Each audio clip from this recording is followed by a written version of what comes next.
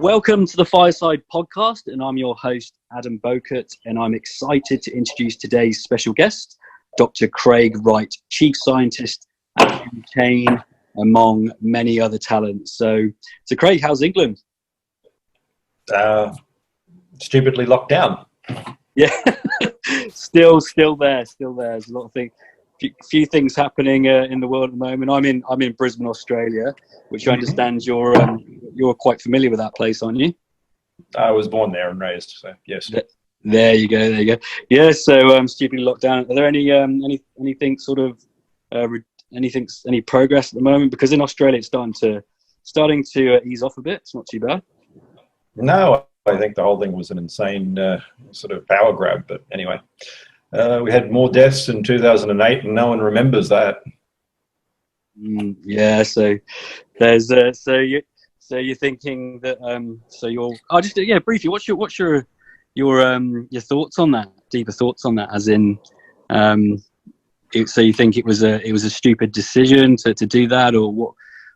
I think it was a set of stupid decisions following stupid decisions based on fear, uncertainty, and doubt. All because of things like Twitter and other toxic social media. Yeah, I hear you. I was just on Twitter earlier, actually. There will be, for every death that has been by COVID, there will probably end up being at least 10 by starvation and other things.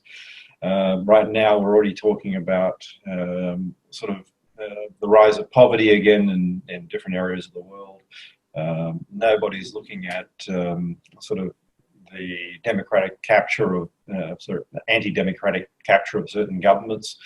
Lots of things are happening that no one seems to care about because, well, there's a virus. But as I said, there was a flu virus in 2008 that actually killed quite a lot of people. There have been many others throughout history. At one point of the Spanish flu 100 years ago, the total death count from COVID was occurring every day. So why do you think those decisions were made? It's purely just because of things like Twitter and whatever else, fear. All this sort of, as I said before, toxic social media. We have basically a set of things that bring out the worst in people, and that's the entire incentives of Twitter and other things like them. Their whole purpose is to cause discord and make people fight and bring out trolls and whatever else, because that's how they sell advertising. They're not there to actually have a platform that people want to use. They're there purely just to cause problems. Right. Fair enough. That's there's a bit of an insight there. So, I mean, it's not even about freedom of speech. It's anti-freedom of speech. I mean, you say something that they don't want, and you get banned. Yeah, that's even topical today. There's been an executive order placed by Trump, hasn't there? To well, I think they could have taken action without even the order, personally. One of the areas I studied in my LLM thesis was in part this. Apart from payment intermediaries, it was also other internet intermediaries. And what people don't understand is to have sort of a common interest sort of exemption, you have to actually not take any action.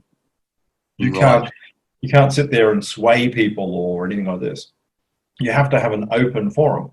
You have to be like an internet router and basically not be the publisher, not care, but simultaneously have some way of having attribution to the end users, being able to stop someone who's doing something illegal, all that stuff. So none of that's being done by Twitter. If anything. I mean, okay. If you think about it, I mean, my estimate at the moment, based on studies, I've done a lot of things like terrorism studies and whatever else.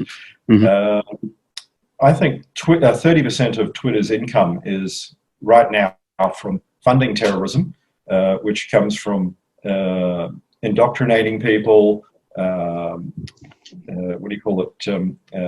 enabling people to get involved with other areas, and then moved into Discord and Telegram groups and things like this.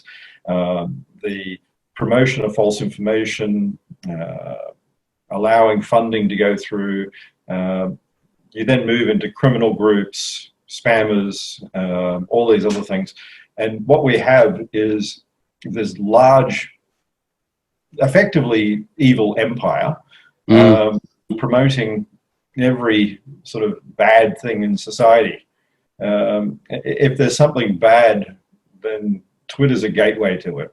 Yeah, well, I said I was on it earlier, and I mentioned before that it seems like on there that it just feels a lot of toxicity there. As in, 30. I can imagine that 30% would be about right. So just gently moving to the intro question before we kind of started chatting about the social media, and it's definitely important as well. Is all right, Craig. So, why and how did you get into computer science, and how did it lead to where you are now? I mean, it was just something I was interested in from being a kid. My uncle, who was in the Air Force, had computers in the early day. My grandfather had computers in the early days. I spent a lot of time with my grandfather. He had a early connection to what is now the internet, which was actually a terminal going down to Melbourne IT and now Melbourne University back then, and other places. So when you were talking about, I had my first email in 1979, which was UUCP, Unix to Unix copy. Wow. People don't realize that back then email could take a day to get through. It was like post. 1970. Send an email. I suppose it's still quicker than a letter, an original letter. I know. Just showing my age now, but yeah, that was my date of birth, actually. Wow. So it's kind of, there's quite a lot I can imagine that happened since then, or what you've been involved in, because you're you have a PhD as well. You're a doctor, and you obviously spend a lot of time writing and reading, and very academic, would you say? Yeah, I both I have degrees, but I'm still studying as well. So I've actually got what people at Twitter would call evil. I've got a doctorate in theology, because I used to be a pastor, which is sort of the death knell of ever working for anyone in Silicon Valley. I believe there was a show called Silicon Valley where they actually had an episode about that. One of the clients, they admitted, they said he was a gay Christian, and they went, "I'm sorry, I didn't realize you went out." He went, "I'm not, but it's not that you told me, I've told everyone that I was gay. You said I was a Christian." Yes. No one will ever talk to me again. Oh, theology, Christianity, religion. Wow. So you have a degree, a PhD in theology, and you used to be a pastor. So how come? It's actually a professional doctorate, which is a doctor of theology, DTH or THD. Right. But just quibbling over nomenclature. Yeah, no, fair enough. So because the Fireside podcast, it's to do with bridging the gap between people and technology. So just getting a bit of an idea about the person behind the personality and the background of where you got to here, and then obviously we'll move on to technology, because you're part of involved in and creating quite a significant piece of technology that you're still working on. So that's what we're going to build towards. So my next question for you, Craig, is when you typed up the Bitcoin white paper, what impact did you foresee it to have at the time? And in hindsight, what would you have done differently knowing what you know now? I don't know what I would have done differently. I probably would have I can't say. I don't know how I would have done anything different and made it work. I probably would have made a few comments telling the anarchists and criminals to piss off, but who knows whether... just like PS, anarchists, yeah. Piss off. Yeah, not be so nice. Electronic Frontier Foundation, piss off. WikiLeaks, piss off. Not please don't use this. Go stick your head up your ass and go away. We don't want you. So what was the why? The problem there is how do you tell people not to use cash? I mean, right, yeah. Cash is cash. So yeah. I mean, I mean, so the problem was what they were saying about it. Right. Like all this stuff about censorship resistance and all that crap didn't come from me. That actually came from some guy in the Electronic Frontier Foundation who basically saw Bitcoin as this way of getting around government, which it never was. I mean, they misconstrued it, and this whole node thing from James Donald and everything was taken up by them, and they wrote up in early 2011 an articles explaining that Bitcoin will be decentralized into billions of nodes. It won't. I keep pointing this out. The fact is, with 2016 sort of blocks in a reset or whatever else in that sort of period, there is no way to have more than a few hundred nodes. I mean, you can have an individual pool that runs multiple exit gateways, but effectively they're still logically one node. They're one entity running it. Now, the maximum would be 2016 nodes can exist. If you're not creating a block, you're not a node. So all this, I've got a node. Well, no, you don't. So it sounds it's as not if a mesh. It's a sort of dense. It's not a sparse network. It's a densely connected network. There's not a lot of research on dense network connectivity. There's lots on sparse connectivity, but no one seems to look at sort of the collapse into a virtual central point. And it's not about decentralization. It's about distributed systems. The whole point is not we're decentralized. It is secure. It is reference 2 and reference 3 of the white paper in a way that doesn't fail. Sounds like the narrative has been, been forced that way. It's similar. It kind of reminds me of, we mentioned before about Twitter and social media, and that sort of, it's been sort of hijacked by different entities. So, and just to clarify for the listeners who don't quite fully understand or across some of the terminology, what can you clarify what nodes are in relation to networks or Bitcoin? Miners. Nodes are defined in my white paper as section 5. Yeah. Nodes propagate. Nodes create blocks. Nodes do all this other stuff that you have to actually be part of the consensus process to do.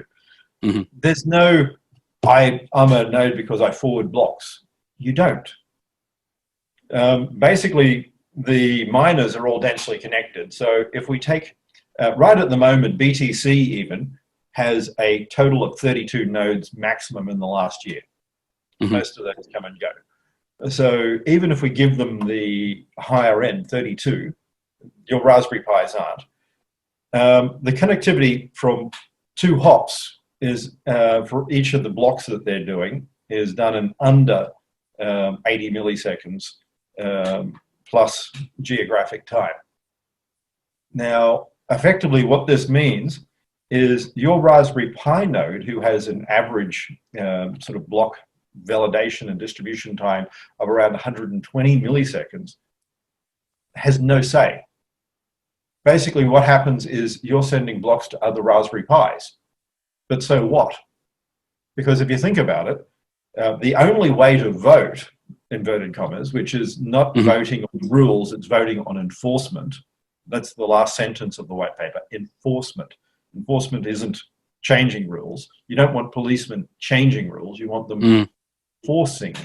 So it is only creating blocks. If you don't create a block, you have no say. So there's no mesh here. So if your node decides I'm not going to forward anything, too bad. There's only 2 hops in the network. So basically it's like taking a major river, something like the Amazon, and your node is the equivalent of a pin. And you stick that pin in there and say, I'm not going to have the Amazon go round this way.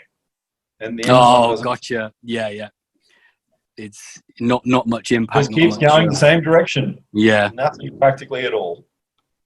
So with Bitcoin, the previous guest was Michael Hudson, and he had an analogy of what Bitcoin is. He referred to it as a pen, and you're writing on the ledger. So would you have a analogy that for the layperson that you could explain in one sentence, or an elevator pitch or whatever it would be? How would you explain what Bitcoin is? Oh, I wouldn't. There's many parts. Fair enough.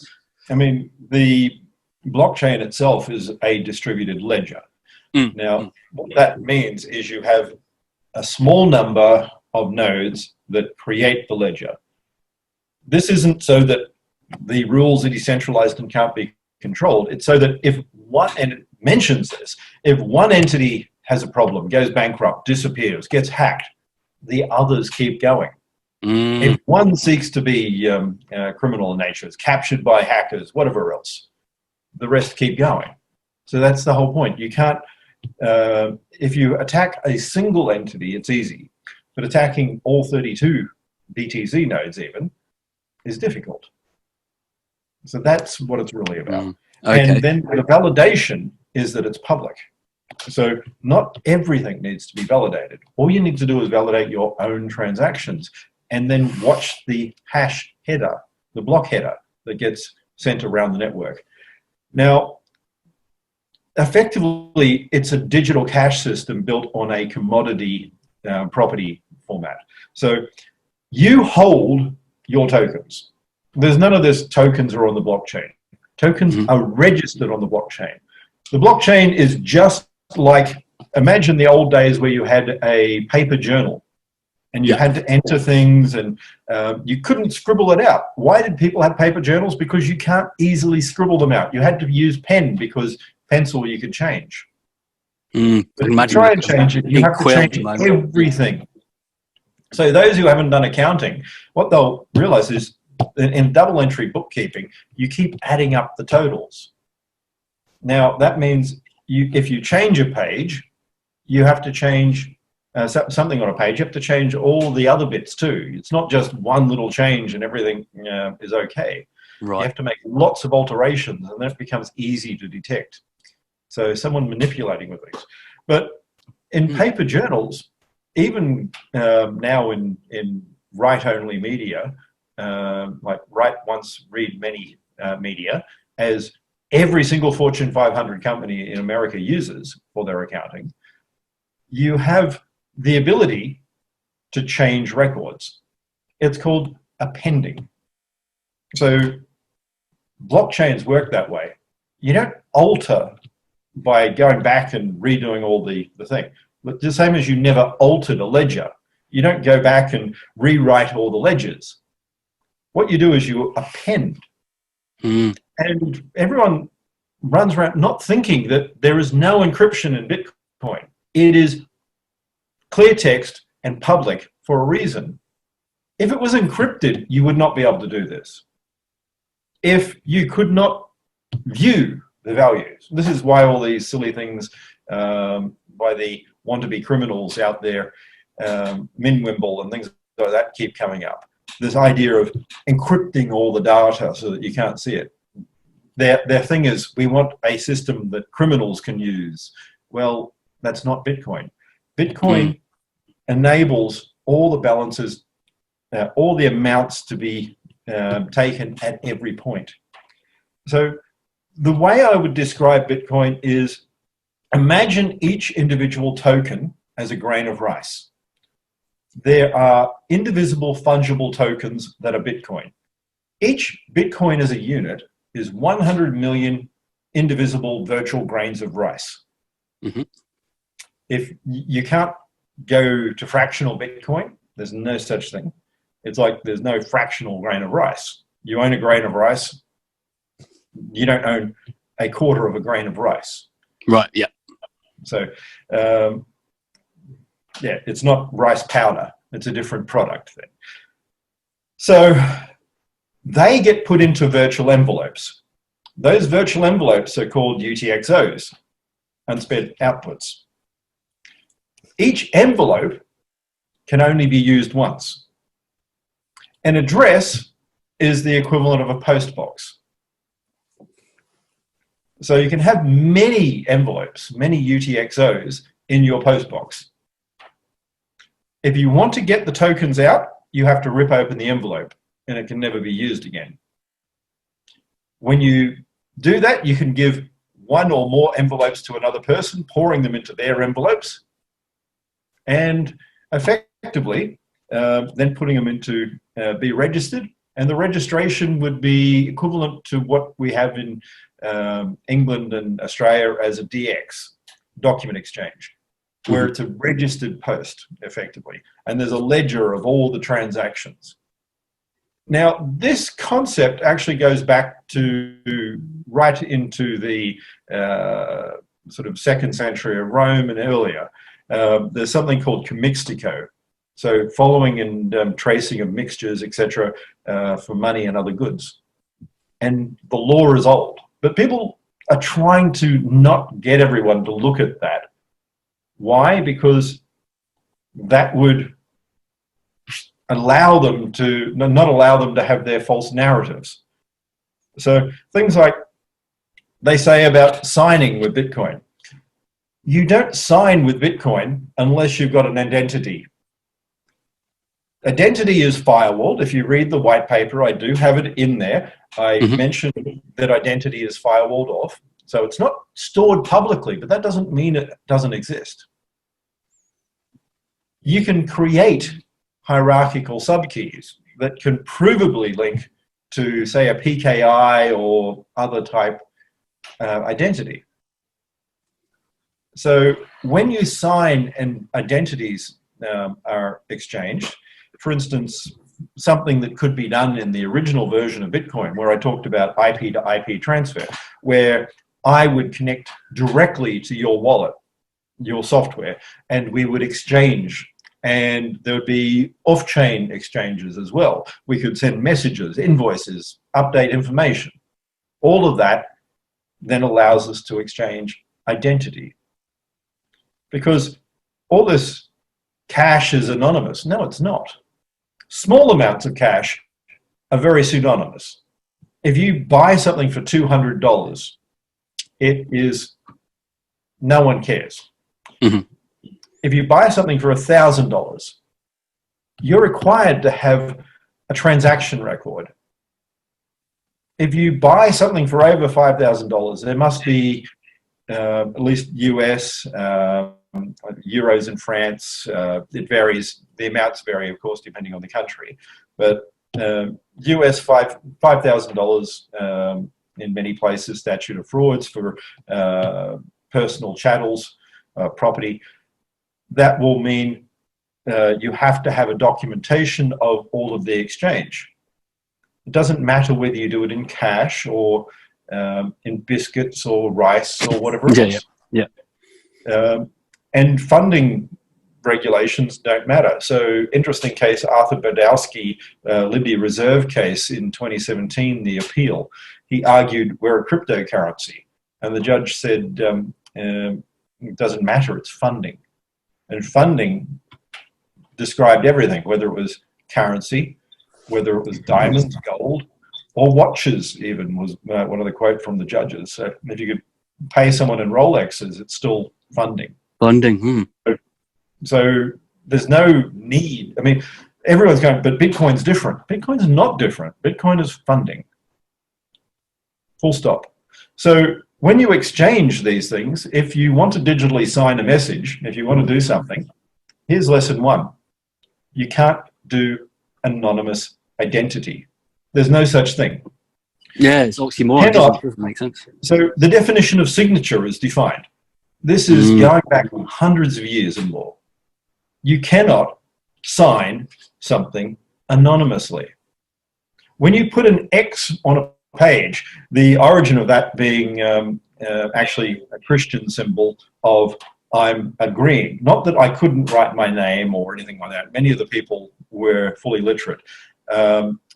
In the 16th century, for instance, if you were Jewish, you would sign your name. If you were Christian, you would put a cross. And that meant for many people, if they were very literate or whatever else, the writing of the name wasn't the signature. So what many people think of as signatures aren't signatures. They're the person writing their name. The signature is the cross. Not the sign here. It's actually, I agree, I'm under oath. So that's the bit of information that's put on the, to link it back to Bitcoin on the ledger. So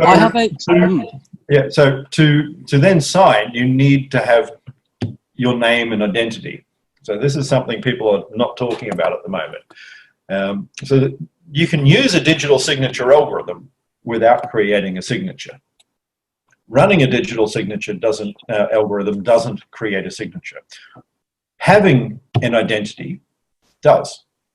And you can't create an identity backwards in time. So you can't go backwards and say, I'm going to sign from a key that I had in 2009 that I'm proving I had now. The only way to do it is to show a key at this point, and then you can sign forward. But that doesn't prove anything before the proof of your identity. Right.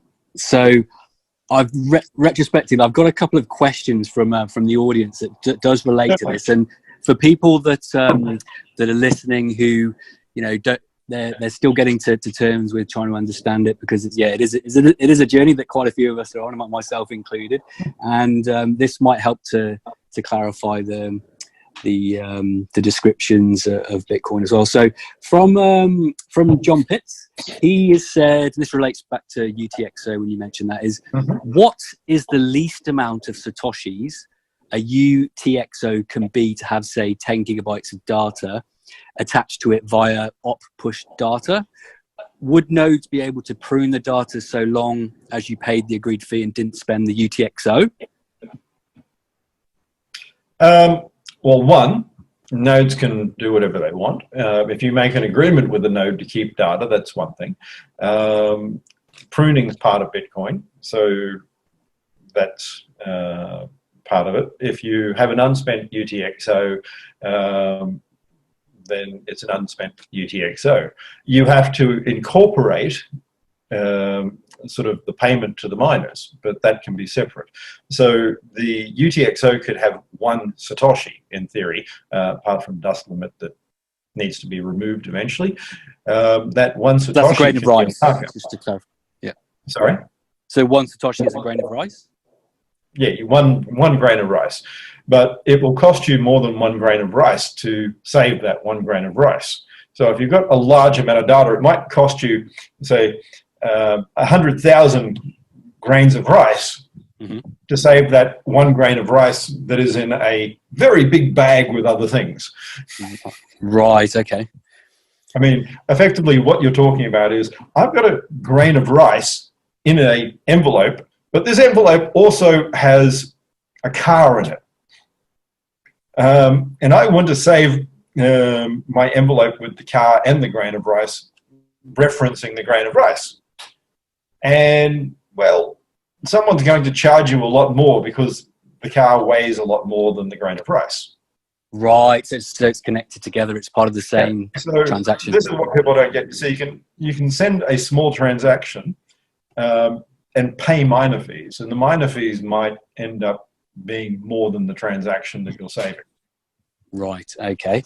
All right, so moving forward, there'll be a few more audience questions as well, but I'll move forward with the other questions as well. My questions here. So, all right, Craig. So, what's your role at nChain, and what does a typical day look like?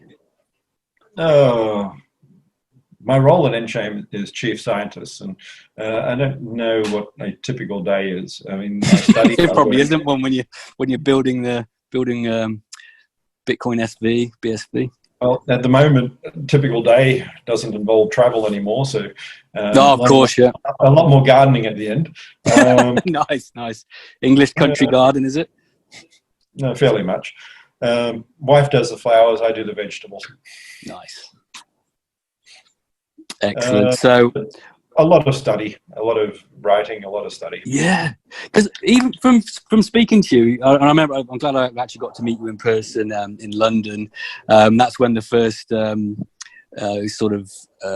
outbreak, of this virus, and we're encouraged to, as a Bitcoin association, we're encouraged to not shake hands and do the fist pump or the elbow knock. And I remember meeting you. Yeah, and all the other weirdness, I know. Yeah, you had the leather gloves on, and I was trying to do the elbow one, and then it was a little bit awkward because you went to shake my hand, and then anyway, it was great to meet you. And what I've noticed, and even chatting to you now, it's really great to have a conversation with you, is the depth of knowledge and clarity you have around an array of subjects. So where does that come from? Is that from all the deep study and reading, or general interest, or because it's really, really great to have a conversation with someone like yourself, Craig? Well, I study everything. As I said, I'm still studying at the moment. Apart from doing my Doctor of Law and other things, I'm also even engaged in a Master of Arts in English Literature and a Master of Arts in European History. Wow, so Master of Arts English Literature, Master of Arts European Arts? History. Oh, sorry, European History. And you also I've got a bachelor in, art history. I'll eventually want to do a Master of Arts in art history as well, but only so much time I have in the day. Yeah, and you're doing another doctorate. Yeah. Wow. So you have, so it's it makes up quite a chunk of your day is the study and the reading, so that keeps you sharp. Mm-hmm. Yep. Excellent. All right, excellent. So, all right, moving on. What do you think the world needs more or less of? Education. And by education, I'm not talking about what people call education now. Doing a BSc is not education. Doing a law degree is not education. Doing engineering is not education. That is training. Mm. So when you're doing something to get a job, that's training. And schools are focused on getting people sort of usable education, which is training right now. The tradition of education is one of training in morals, ethics, reality and history and knowledge of what happened in the past, which is severely lacking right now. I was helping the daughter yesterday who was doing a art history assignment to do with World War II, and she didn't even know who MacArthur was. Which they're only just learning, but I would have known that when I was in primary school. And even worse, we've actually got the photo that she had in her textbook, MacArthur and the Japanese emperor on the sort of end of World War II, where they signed and everything together. We've got the original photo up here in my office, signed by MacArthur in one of these things,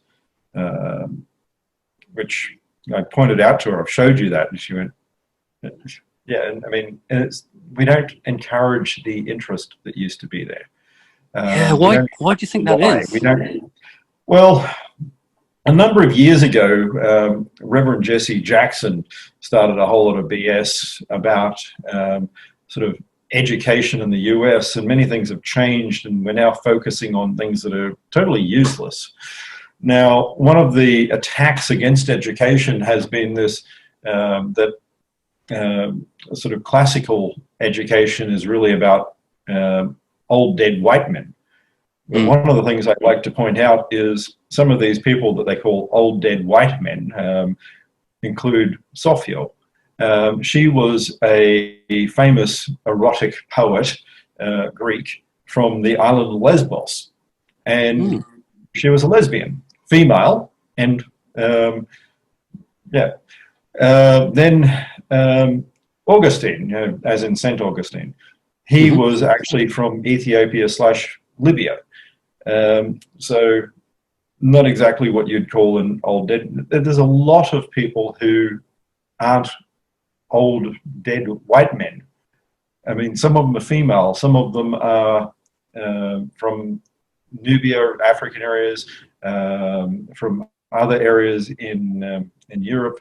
So I think they're doing a disservice. I mean, if you want to be someone like Reverend Jackson, doing a disservice to his own community by not even pointing out that some of these famous people in history weren't just white guys.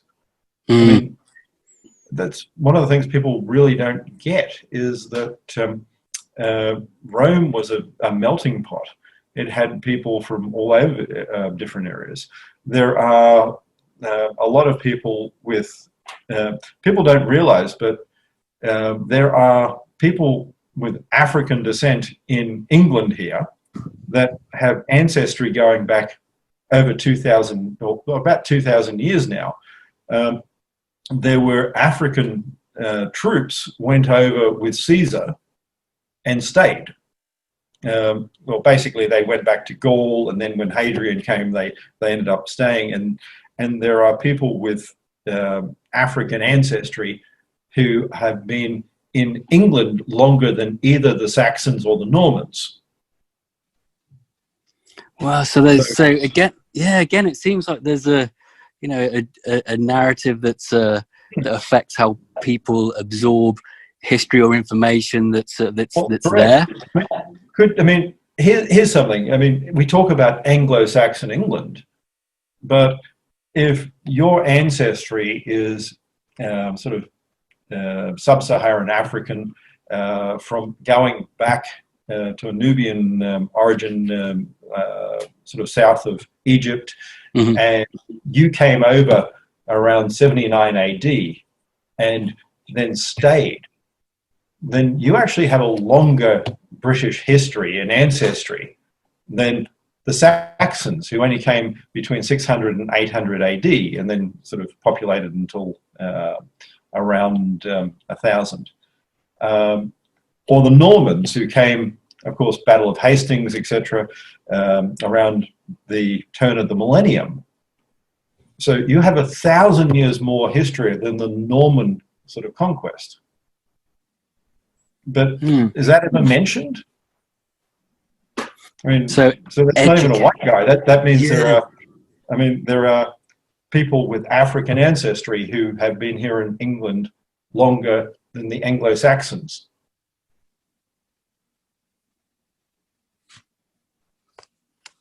Of course, if you go to Wales, then they'll argue we're Gaelic and. Yeah, there you go. Yeah, well, I used to when I lived in England, I lived in the West Midlands in a small town called Malvern in Worcestershire, and that was on the Welsh border. So used to be a few jokes being thrown around between the English and the Welsh. So yeah, pretty au fait on that. So education. So that's what the world needs more of, the type of education, for example, history and wanting to get at some knowledge that's not just a certain narrative.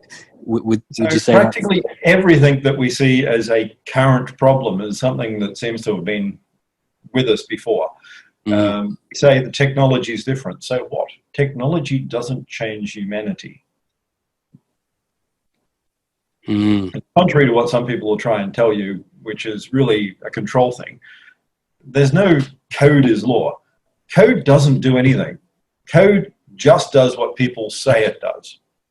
A person creates code. A person implements code. A person. There's always a human hand pushing the button. So when someone says, oh, the code did it, well, no, the code didn't do it. A person did something. That could be broken code where it doesn't do what they wanted, the same way as it could be a broken tool. But no computer has any agency. And this is an important fact. No computer has agency. No computer decides. Humans decide. There's no such thing as a general AI. Yeah, that's what I was going to say. Singularity crap. Yeah. We're not going to have singularity in 20 years. I don't believe we will ever see singularity. Really? It's a load of BS to sell this concept. Interesting. It's a religion. Right. Could you expand on that a bit? Because I'm super interested in that. Because I was talking about in the conversation before with you on MetaNet. IC was about quantum mechanics and AI, and so you think there's definitely not going to be a singularity or quantum computing is not going to happen or exist? Well, one, quantum computing is a big boondoggle that enables people to rip money out of government and keep funding going. Personally, I think it's the biggest con job in human history. Basically, we get to the same point every time. We get to decoherence at 5 physical qubits, because to actually make a working logical qubit, which is a single qubit you can use, you need to have a coherent set of 7 qubits or more. Now, we have never done that in history. We've got to 5, and they always decouple at 5. And our current stuff where we've said we've built a machine with hundreds of qubits that have no connection, that don't do anything. And out of all those hundreds, not a single logical qubit has ever been built. And now the latest is they start using quantum annealing and saying that it's a quantum computer, but they're not related at all. A quantum annealing right. So it's not even connected. It's not really. No, it just uses the word quantum. Right. So it's unrelated. It's a slow classical computer that is specially designed like an ASIC would be for certain tasks. That's it. Gotcha. So with and quantum computers don't suddenly solve everything like everyone's like this idea public-private key algorithms will be broken. Will they?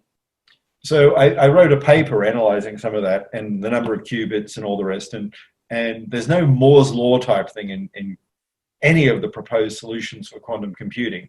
The need for superconductors, the need for sort of ultra-low temperatures, et cetera, means you end up, to be able to break ECDSA 256, you have the ability, if you have like 10,000 plus qubits, which ends up a site that is like 20 football fields in size, being able to do this maybe 3 times a year. It's still not instant.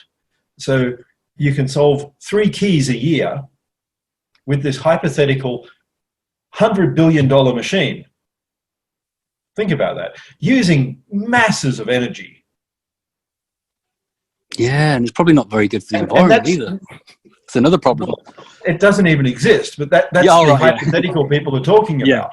So if you take what we have now in these hypothetical quantum computers based on the existing sort of technology or anything that they have proposed could be there in the next 20 years, we're talking billions of dollars. For what? So, I mean, that's the thing no one's talking about. So I like your argument with the funding. It sounds like it's to do with, you know, government funding. Oh, so much money is thrown by the US government at this. It's this thing, we'll solve it. I'm sorry, but you won't square the circle no matter how much money you throw at it. There are things we can't solve. And like it or not, it doesn't matter that we like to run around going, we can solve everything, we're humans. No, we can't. We know a percent of a percent of a percent of a percent of a percent of a percent of a percent of a percent. I'll keep doing that 89 times of knowledge, of the basic knowledge of the universe. Yippee. And we've stopped people learning how to think by not educating them. So where does this arrogance, because I get a bit of a feeling that when we, you know, this science, and we know, you know, I really like that the percent of a percent, you know, what we know, where I get a feeling there's a bit of arrogance from scientists, where it's like, we know I wouldn't so say much. scientists. I'd say people who are scientism, right? Okay. So all this, I mean, this concept of making multiverses and calling it theory, and calling it physics and calling it science. I'm sorry, but there is no testable hypothesis. There's no, it's really a way of sort of finding a God outside of God. I mean, it's really taking, we don't want to have God as our solution, so we're going to make a new religion, flying spaghetti monster, and say that the universe always existed, which, really, how do you justify that? Because, take it on faith. Right. How do we test it? There must have been an infinite number of universes and everything can exist, which is absolute asinine. Anyway, I mean, do these people actually have any mathematical qualifications before they make statements on physics? For number one, I mean, if you actually start thinking about it, everything isn't possible because something's infinite. That is the stupidest statement ever. And so if I tell you, between the number 1 and 2, there are an infinite number of possible values. Do you deny that? I don't quite understand. 1.1, 1.2, 1.0, gotcha. 1, Yeah. 1. So it's in infinity within the one, between 1 and 2. I got it. Yep. Yeah. I agree. Do any of those values ever equal 3? Yeah. Do they? Well, you've gone infinity, but between right. range of 1 and 2. After 2. No, so okay, no. So there you go. This is what people don't understand. Infinite doesn't mean anything. You still have infinite bounds of different things.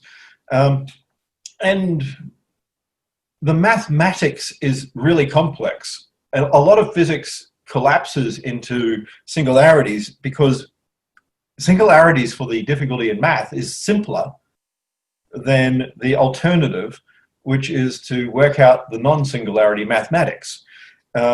It's like one of these days, I want to actually write it up and do a PhD in physics as well. But I'll tell you that singularities don't exist. Amazing, yeah. The idea of a black hole doesn't truly exist. Where we're going wrong is we're not taking into account the fluctuations in time-space. And what you'll actually see is, remember, as you get closer to the black hole, time dilates more. But so you have two competing processes, which makes it a logistic and not exponential process. So one goes that way, one goes the other way, and you end up with an S-curve. So if you then consider Hawking radiation and black holes basically leak then you have the problem that you never, ever get to the singularity. So the closer you get to going into the black hole and collapsing into it, the longer it takes you. Wow. And before that even happens, the quantum effects will actually start varying, which we have no way of testing, because people talk about spaghettification. Like if a person was to go into a black hole, they'd be ripped apart. But you end up with a time dilation effect at quantum levels. So if you take the waveform of, say, what we wrongly call many times a point particle, an electron, a quark even, then the wave is across different areas of time. And when it's closer to the black hole, when it actually has a quantum wave fluctuation towards, the time variation now has to be taken into account. You can no longer have even time. You have to have multidimensional variant time now, which is a concept that is really difficult to understand. My head's hurting right now. So what we really need to do is change the way that we're looking at it and have a manifold and use a different form of mathematics. What would be the different form of mathematics? Does that manifolds? Probably, I don't even know. I need to study more. No, but that sounds. That sounds. So, what I'd like to do is just move forward, if that's okay, to a few of the other audience questions, because I'm mindful of time as well, and I'm really enjoying the conversation. I'm learning a lot as well, especially with the vast depth of knowledge and how everything's interrelated as well. And I'm definitely getting a great idea of the person, and so the FAIASIDE podcast is doing linking, well, bridging the gap between people and technology, and there's definitely a gap there that's starting to bridge in some way. So I've got a question here, and it's from Michael Werman, and he has asked, so Craig, if miners get paid directly in fiat to process transactions, how does that affect Satoshi's in valuation or other ways? We brought it right back to the Bitcoin technology here. It doesn't. It's still a market. They still have to compete. So if they agree to a discount or whatever else, then they're still having to deal on a market. So they're also increasing their rate of failure. So if they have a group of hidden transactions, the chance of them getting a block out starts to decrease. There's a chance of propagation leading to them having a loss. So that also then could be either blocks not taken by other miners or rejected or other things. So it becomes a balance at the end of the day. How many transactions can they keep for a certain rate? They can't go infinitely small. They can't go to zero. They can't go infinitely large. So an equilibrium will form. I mean, it's a dynamical scenario where it's going to change. But the way I would look at it is, I've said this before, Bitcoin's effectively a multi-leader Stackelberg game. So the leaders and followers, the primary nodes and the other ones, have a interesting little economic dance.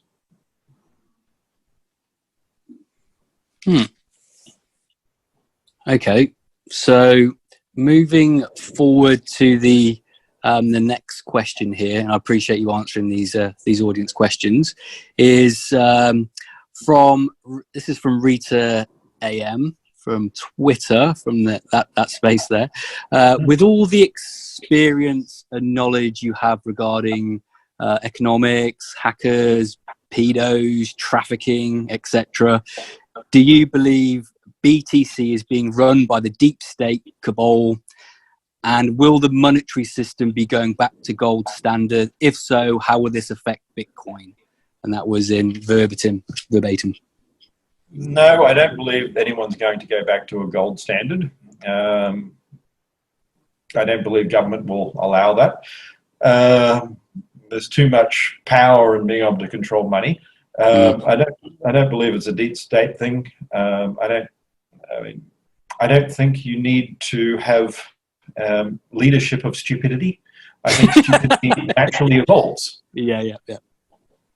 I mean, especially when you take some of the things that have been happening with education and all the rest. One thing starts forming on top of another, and you have an emergent phenomena. So as you stop educating people, as you start teaching them falsehoods and stop teaching them truths that have been known for a long time, then you end up with a world that sort of feeds upon itself, one with Twitter and exactly, Twitter and Facebook and all the rest. Yeah, so it looks like we're at a very interesting point in era in time at the moment, which it sounds as if you're definitely having an influence on with regards to Bitcoin and technology there. So yeah, appreciate this. Moving on to the next question. We've got a few more here, and then we'll move on to the rapid fire questions here, Craig. So this is from Jake J. Why do private keys not denote ownership of Bitcoin, and how will Bitcoin and pseudonymously ensure ownership? Pseudonymously, I'm not sure if I pronounced that correctly. You don't pseudonymously ensure ownership.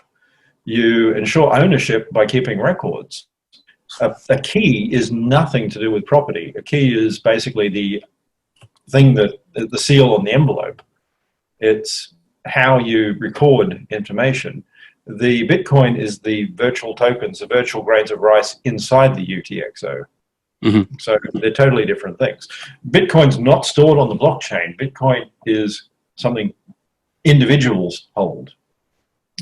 It's magic, and you can send it down the phone line like some grey metal that sort of zaps down electric wires. But at the same time, we're talking about a difference in things. So the record, the sort of entry, does not denote who owns. So anyway. Okay. And that's great. And for the next question. One other thing. Ownership itself, though, how do you do that? Well, how do you denote ownership in anything else? You have records. So you go to an exchange and you show where you bought, where you sold. So that's required for any sort of large amount. If you get paid, there'll be a pay slip. If you buy goods, you get an invoice. So. Right. Okay. So, yeah, moving. I appreciate you clarifying that answer to that question as well. And so, for the next one here, Craig, is Lucky86 has asked: does the overall development ecosystem of Bitcoin SV meet your expectations to date? It's getting there. It would be nice if all this happened 8 years ago. Yeah. What can you clarify for the audience what happened 8 years ago? Just all the changes and people wanting to make Bitcoin something it's not designed to be. Gotcha. Everything from 2011 on. So. Right, fair enough. And I've got one from. It's a bit of an out there question, but I'm going to ask it anyway. Ish. So BC Games has asked, "Where's Jimmy?" Somewhere in America. Gotcha. There you go. So answered that for you, BC Games. He lives in America. We're all locked down. No one's going anywhere. So I'd assume that he's home. Yeah. Fair enough. That makes sense. So I've got a couple of other questions here. All right. So this one's from Marlab 999. They're talking about the recent 370 megabyte block with 1+ transaction TX. What do you see that's happening on a daily basis? And now that the protocol is locked and Bitcoin can scale, what's the next plan or project in the pipeline? And It's going to take a lot of work to scale it further. I mean, right, lots of things to happen. So, yeah, I mean, that's not big enough. No, fair enough. When we're talking 10,000 times that size, then yeah. Yeah, and he's actually asked, more specifically as personally, how are you in general, and as in with the current COVID situation, any stress or bored, annoyed, and whatever else. But yeah, the garden looks very good. Yeah, the veggies. What veggies are doing well at the moment? Oh, all of them. I mean, I've got everyone's favourite pumpkins in there. They're going well. Oh, nice. Zucchinis are going well. Yeah. Got some corn. Corn. Nice. So they'll be good for the pumpkins. Will be good for October then when it comes around. Exactly. I'm going to have to end up in a minute, by the way. No, that's right. I'll wrap it. What I'll do, I'll move straight. There was a lot of questions. I had to filter them down, but I'll move on to the rapid fire questions, Craig. So I'm mindful of the time, so we'll wrap it up there. So really appreciate this. So, what's the one book that had the biggest impact on your life?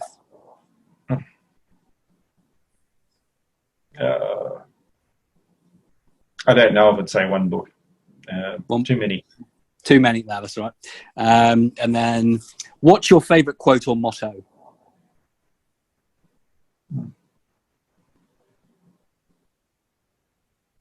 I need to think more about that. There's lots of them. That's right. I can forward these to you. There are a few from Psalms on education. There's a lot by Marcus Aurelius. I love Marcus Aurelius. I'm reading these the 365 meditations. It's Marcus Aurelius. Great philosopher. So if you were to almost there, and if you were to choose any animal to be, what would it be and why? Human. Nice. I like being me. It's hard to do I'm not some human. So. Love it. And this is finally to wrap up. So finally, before we sign off, Craig, is there anything you'd like to say or promote to our listeners? I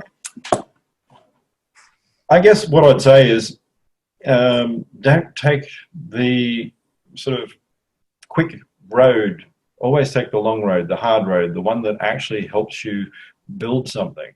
Everyone seems to want instant riches, instant wealth. The reality is that's fleeting. If you want something of value, if you want to feel good about yourself, don't think that you're going to make money by flipping coins and trading and things like this. Build something, work, study. And if that takes you years to achieve, then it takes you years to achieve. But at the end of it, you'll feel much better. Oh, absolutely love that. That was a beautiful ending to the conversation. I've really appreciated it, Craig. And I hope you have a great rest of your day in England, and tend those pumpkins there. And I look forward to meeting you again in the future at another event. No problem. Okay. Take care, Craig. Cheers. Bye. Catch you later.